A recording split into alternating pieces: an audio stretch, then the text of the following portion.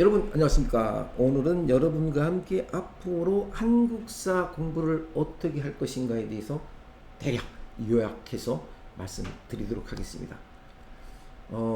매주 금요일 날 2시간씩 수업을 해가지고 중등과정 한국사를 다 끝내기에는 조금 벅찬 시간이죠. 또 생소하기도 하고 그렇기 때문에 여러분들은 제가 이렇게 올려놓은 영상을 참고를 해서 반드시 그냥 편안하게 듣다 보면 우리는 재미있는 역사 공부를 할 수가 있다는 것을 꼭 아시고 틈틈이 기회 되는 대로 영상을 보시기 부탁드리겠습니다.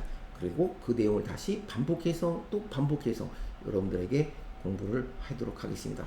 역사 공부는 제가 설명해주고 문제를 풀고 또 지난번 문제 푸른 걸 가지고 또 다시 반복해서 설명하고 이런 식으로 공부를 나가기 때문에 사실상 시간이 많지가 않아요. 여러분들 꼭 영상 꼭 확인해 주시고 함께 꼭 영상 보시고 반복 수업하는 역사 공부가 되었으면 좋겠습니다. 자, 간략하게 이번 학기에 배우실 역사 공부 내용을 요약을 말씀드리도록 하겠습니다. 구석기, 신석기, 청동기, 철기. 1번 고조선, 2번 초기국가, 3번 삼국시대, 4번 남북국시대, 5번 후삼국시대, 6번 고려시대.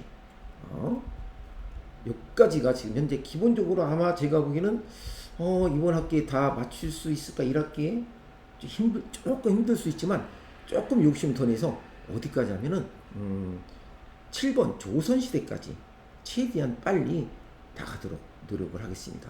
그럼 여러분, 그럼 역사는 왜 배울까요? 그렇죠? 역사를 배움으로써 과거를 통해 미래를 이해하고 과거를 통해 어떤 생활의 지혜, 삶의 지혜를 얻을 수 있기 때문인 것이죠. 과거 사람들이 삶을 들여다보면서 내가 살고 있는 현재를 잘 파악하고 이를 토대로 올바른 미래의 삶을 가꾸기 위해서다라고 보시면 되겠죠. 제가 이제 수업하시다가 조금 이 영상 보시면 조금 어려운 말도 나올 수 있고 이렇게 실수를 해서 실수도 할 수 있습니다. 그 점 이해해 주시고 실수하는 부분이 있으면 제가 여러분들한테 여러분들이 댓글을 써주면 그걸 가지고 수정도 하고 그렇게 공부를 하도록 열심히 아마 여러분과 함께 노력할 것입니다. 자, 그러면 역사의 의미에 대해서 간단하게 제가 설명을 해 드리도록 하겠습니다.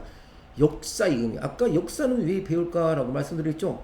역사의 연구 방법이 있어요. 역사는 과거에 대한 것을 어떻게 한다겠어요? 우리가 미래를 위해서 삶의 질을 얻기 위해서 배운다겠죠.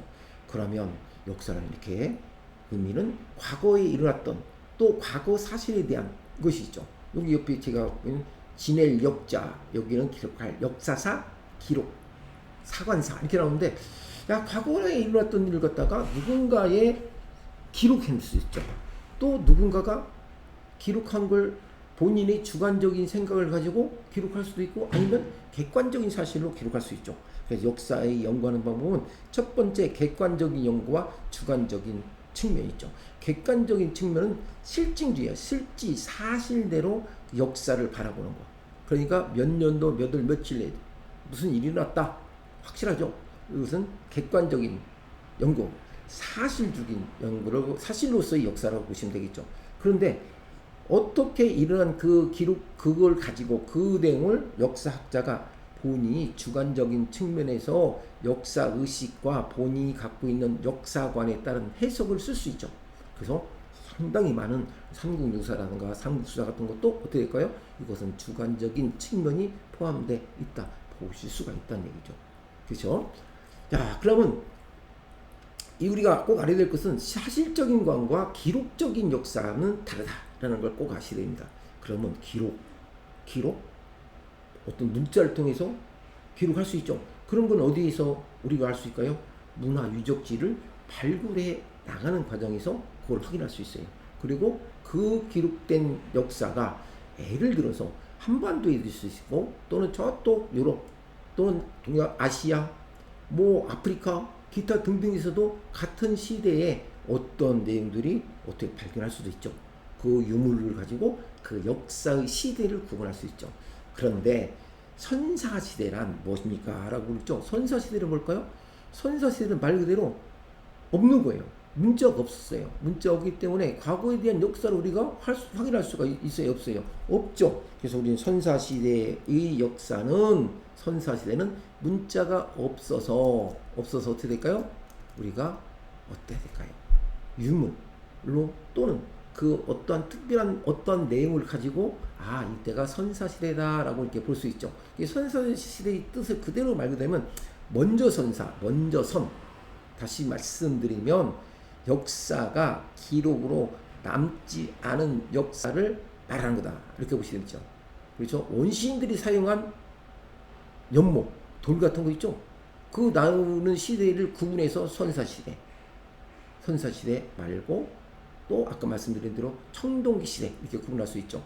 자, 인간이 처음 출현할 때부터 글자가 만들어졌다고 생각하시는 분들은 아무도 없죠.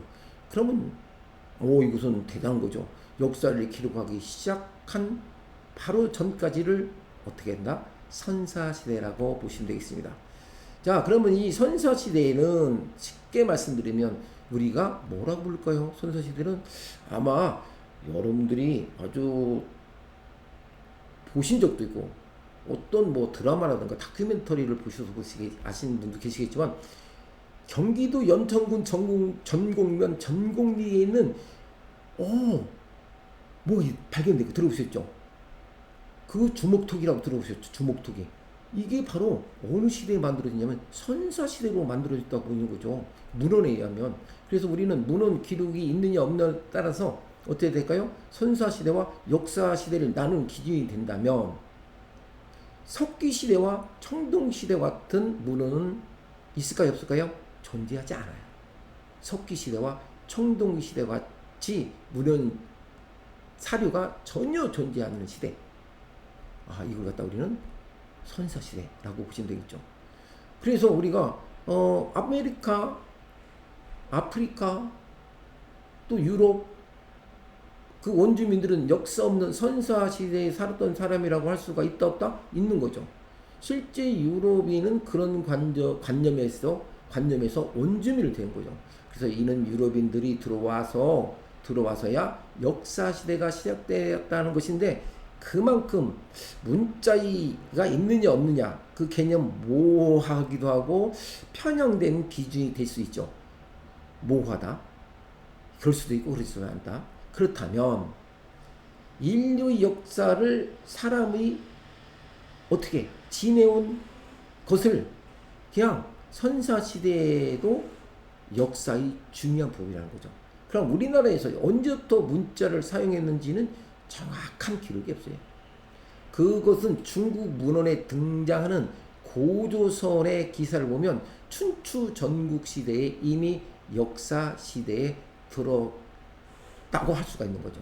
다만 우리가 말하는 한반도 북부, 요동이나 한반도 북부와는 달리 이 시기의 한반도 남부는 삼국시대가 시작되기 전까지를 선사시대라 불러도 좋다는 얘기죠. 그렇죠? 그럼 선사시대에 대해서 개념 이해하셨죠? 우리는 정리를 해보니까 어떻게 돼요?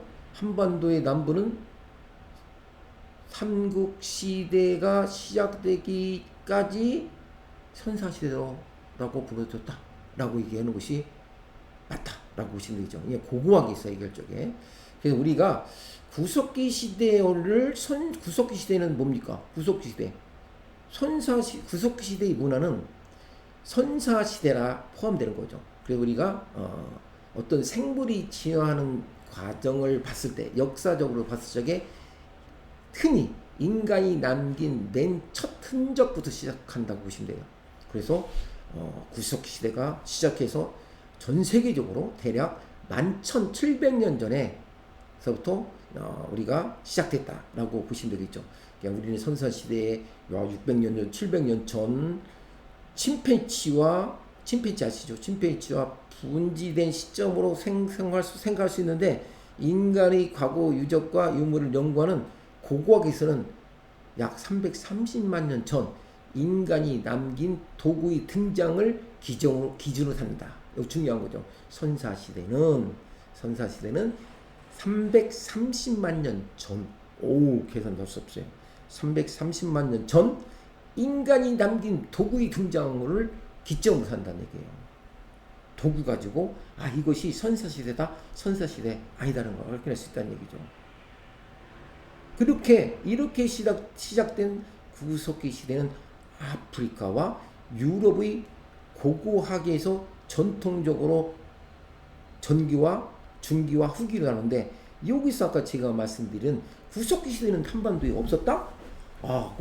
과거 역사는 그렇게 써 있었죠.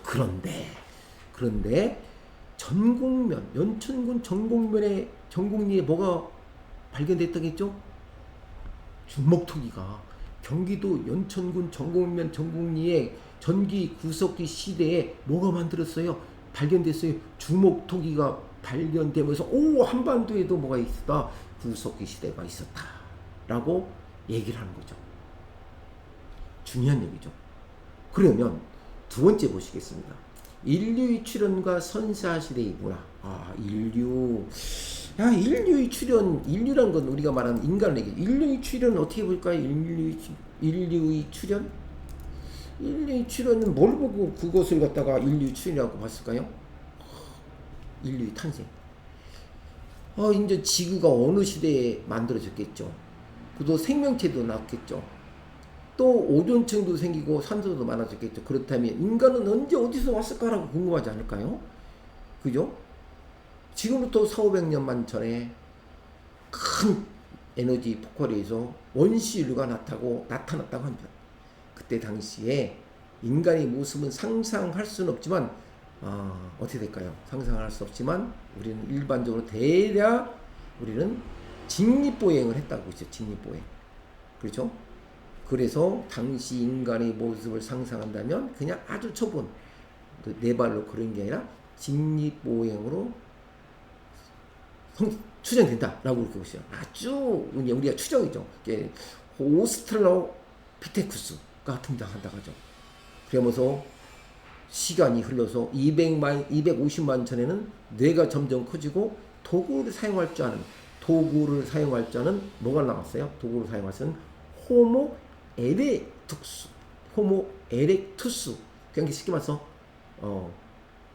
걸어서 걷는 직립보행을 한 사람이 나타나서 아시아, 아프리카, 유럽, 중국까지 퍼져 나갔다고 이렇게 우리는 기록하고 있죠. 그리고 나서 50만 년 전에는 베이징 원인 사람이 나타났고, 10만 전에는 정말 인류의 사촌이라고 할 수 있는 네안데르탈, 쉽게 말해서 호모 에렉투스 후예인이 유럽과 중동에 등장했다고 합니다. 여기 보시면 아시겠지만 아르티피네쿠스, 오스탈로피테쿠스, 이게 최초의 인류라고 보고 약 600만 전에 두 발로 걷기시다. 우리가 말하는 두 발로 걸었다는 것은 직립보행이라고 하죠. 직립보행을 했다 하는데, 중요한 것은 두 발로 동물과 차이점이 두 발로 걷다는 얘기죠. 호모 에레투스, 여기도 밑줄 쫙 180만 전에 도구를 사용했다. 불을 사용했다. 물을 지어 사용했다. 여기 중요한 것은 뭡니까? 인류는 진화가 됐다는 것을 알 수 있죠. 인류는 진화가 됐죠. 그래서 이 사람들이 어떻게 도구를 사용하다 보니까 불도 이용하게 되고 또 물을 지어서 사냥했다는 얘기죠. 그게 이제 진화되는 과정이죠. 그 다음에 호모 네안데르탈렌스, 우리가 보통 네안데르탈인이라고도 붙었는데 이것은 약 40만 전에 죽은 사람을 매장. 그러면서 이제 우리는 거기서 죽은 사람을 매장했다면은 여기서 뭔가 이제 나타나기 시작합니다. 문화적으로. 왜 거기서 이제 지도자가 있을 것이고, 죽을 때 동물에 의해서 누가 이제 잘못하면 어떻게 될까요? 동물에 의해서 시신이 어떻게 될까요? 훼손되고 이럴 경우가 있겠죠. 그래서 죽은 사람의 매장하는 풍습도 생기고, 그때 풍습을 매장하는 풍습에 의해서 거기서 발견되는 유물에 의해서 어떻게 될까요? 새로운 역사적인 사실을 우리는 알게 됩니다. 그 다음에 뭐가 나오냐면 호모사피엔스, 약인 것은 4만 년 전, 4만에서 5만 년 전에 인류는 호모사피엔스, 말 그대로 호모사피엔스는 지혜로운 사람이라는 현대적인 인간으로 변모해 간 거죠. 지혜로운 사람. 호모사피엔스는 지혜로운 사람이라는 뜻입니다. 유럽에서는 후기 구석기 시대인 4만 년 전에 크로마뇽이라는 사람이 나타나 네안데르탈인과 장기간 공존했죠. 네안데르탈인과 장기간 공존했고, 그리고 약 4만 년, 아까 말씀드린 4만 년 전, 4만 년 전, 몇만 전 얘기하니까 너무 모르는 거죠. 그게 바로 우리가 말하는 기록에 의한 역사죠. 4만 년 전부터 인류의 직계 조상이라고 할 수 있는 호모사피엔스가 나타납니다.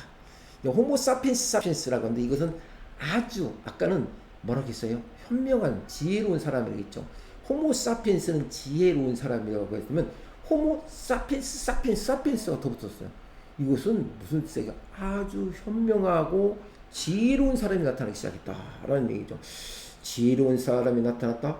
오스탈로피테쿠스는 두 발로 걷기 시작했고, 호모 에렉투스는 불을 사용했다, 도구를 사용했다. 이것도 지혜로운 사람인데, 그보다도 더 이제 생각도 하고 뭔가 만들기도 하고, 호모는 사람의 뜻이고, 사피엔스는 슬기롭다, 지혜로운다는 뜻이고, 현명하다, 현명한 뭐 이런 뜻이죠.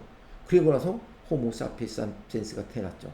그렇게 인류의 지난 여러 지역에서 진행되었지만, 그 뿌리를 우리는 뭐라고 했습니까? 아프리카에서 시작됐다라고 얘기해요. 아프리카에서 시작됐다. 그러니까 인류의 진화는 여러 지역에서 진행되었지만 뿌리는 아프리카로부터 알려졌고, 그리고 나서 그것이 언제 발견됐냐면 1924년에 남아프리카의 외곽에서 의사이자 아마추어인 인류학자가 어떻게 될까요? 남부 아메리카에서 우리가 원시 인간이 두개골인 오스탈로피테쿠스를 발견합니다. 오스탈로피테쿠스를, 최초 인류를. 그리고 1959년에는 영국 인류학자 루이스가 동아프리카 탄자니아라고 있죠. 탄자니아에서 올두바이 계곡에서 170만 전의 두개골인 트로푸스라는 것을 발견했죠. 이러한 발견을 통해서 아프리카가 대륙의, 쉽게 말씀드려서 인류의 발상지라고 생각을 해버린 거예요. 인류의 아프리카가 발상지라고 생각하면서 그 기원선을 뒷받침한 또 하나의 중요한 단서는 인류 직계 조상이라고 할 수 있는, 어디에서 할 수 있는 게 아까 뭐라고 했죠? 인류 조상이라고 할 수 있는 호모 사피엔스, 지혜로운 사람. 그죠? 지혜롭다. 이 호모 사피엔스가 발견됩니다. 호모 사피엔스는 지혜로운 사람이라고 했죠. 그 단서가 호모 사피엔스도 남아프리카 동굴에서 발견됩니다. 남아프리카. 그러니까 호모 사피엔스. 아주 현명한 사람이 어디서 남아프리카에서 발견돼요. 그렇죠? 남아프리카에서. 그 남아프리카에서 발견되면서 아시아로 어떻게 될까요? 유럽과 아시아로, 남아메리카, 북아메리카, 뭐 할 것 없이 유럽과 아시아로 저쪽 위쪽은 이제 체코, 중국, 스칸디나비아 해서부터 해가지고 전부 그쪽으로 확산이 된다고 보시죠. 1만 년 전에 아메리카에서. 그래서 이렇게 우리는 역사는 이렇게 보여지고 있습니다. 자, 이 역사를 보시면 어떻게 될까요? 그러면 인류 이동 경로가 있어야 될 거 아니에요. 인류 이동 경로가 있어야 되는데, 이제 다음 시간에 제가 인류 이동 문명의 형성과 국가의 성장은 다음 시간에 말씀드리고, 간략하게 인류의 이동 경로를 말씀드려보도록 하겠습니다. 아프리카 남동부에서, 아프리카 지도를 보시면 아시겠지만 아프리카 남동부에서 인류의 탄생이 시작됐다라고 말씀했죠. 그럼 아프리카 남동부에 탄생한 인류는 유럽으로 간 백인계와 아시아로 간 황인계, 그리고 아프리카에 남은 흑인계 등으로 구분할 수 있다고 얘기하고 있죠. 그 이후 인류는 다양한 생명체들과는 전혀 다른 진화기를 걷게 되기 시작합니다. 문화의 발달은 멈추지 않고 전 지구로 퍼져나가기 시작합니다. 전 지구에서 인류가 가장 늦게 도착한 곳이 섬나라 뉴질랜드라고 얘기를 하고 있습니다. 우리나라에 도착한 인류는 시베리아, 당연히 시베리아를 거쳐서 몽골 쪽에서 건너온 것으로 추정되고 있죠. 인도와 중국보다 당연히 늦게 도착할 수밖에 없었겠죠. 우리 지도를 보면은 그렇죠. 인류의 조상이 아프리카 대륙에 처음 등장했을 때만 해도 어떻게 될까요? 뭐 네 다리로 기어다니는 동물이나 다름없다고 했죠. 직립보행했지만 많은 세월이 흐르면서 두 다리로 걸어다니는 직립 인간으로 변해갔죠. 위에 있는 나무도 이제 손으로 딸 수 있고, 그렇죠. 진화라고 했죠. 이런 걸 갖다가 더불어 지적인 능력이 서서히 지련하면서 아까 말씀대로 도구를 사용합니다. 도구를 사용하죠. 그게 바로 구석기 시대에 한반도에 경기도 연천군 전곡면 전곡리에 발견된 그 돌이 주먹토기가 바로 그겁니다. 그러면서 인간이 서서히 진화하면서 도구를 발달시키고 농사를 짓고 문명을 일으킬 만큼 뇌도 점점 커져갔어요. 마침내 지구를 변화시킬 만한 위치에 우뚝 서게 됩니다. 이들은 기후 이동과 인구의 증가로 인해서 한 곳에 머물리지 않고 점차적으로 전 대륙으로 퍼져나갔는데, 아까 제가 말씀드린 대로 유럽으로 간 종족을 백인족이라고 하고 아시아로 간 종족을 황인족, 몽골족이라고 보통 부르기도 합니다. 그리고 아프리카 남은 종족들을 우리는 흑인족이라 부른다고 보시면 되겠죠. 그 인류의 탄생은 이렇게 탄생되고 있다라고 보시면 되고, 과연 우리는 역사를 공부하면서 이렇게 역사의 인류의 탄생과 인류의 탄생에서 변화된 그 모습은 어떻게 될까요? 기록에 남았고, 어떤 그 유물을 통해서 또는 그 유적을 통해서, 유적지를 발굴을 통해서 우리는 추측을 할 수 있다고 보시면 되겠죠. 그것은 인류의 고생에 관한 신비는 화석으로 발견된 사람의 뼈를 연구하면서 밝혀지기 시작하죠. 화석이 뭔지 아시죠? 화석은 고생물의 뼈와 그 활동 흔적 등을 태정물에 이렇게 쭉 쌓여, 태정물에 쌓이다는 뜻이죠. 남아있는 것을 말하죠. 화석을 통해서 약 38억 년 전부터 인류의 역사가 시작됐다. 약 1만 전까지만 살았던 그 모습도 확인할 수 있다. 그래서 우리는 약 400만 전에 나타난 그 원인을 우리는 인류의 최초의 시작, 인류는 최초의 시작은 아프리카에 살았으며 전 세계로 퍼져나갔다라는 것이 여러분들은 인류의 두 번째 인류의 출현과 우리가 배워야 할 선사시대의 문화라고 이렇게 보시면 되겠습니다. 다음 시간에는 제가 문명의 형성과 국가의 성장, 이것을 세계에서 곁들여서 여러분들에게 아주 재밌게 수업을 할 예정입니다. 반복적으로 계속 듣다 보시면 여러분들이 머릿속에 남게 돼요. 걱정하지 마시고 꼭 들으셔서 여러분들이 역사 공부가 얼마나 중요한지를 아시게 될 것입니다. 자, 오늘은 여기까지 하고 또 다음 시간에 뵙도록 하겠습니다. 안녕히 계십시오.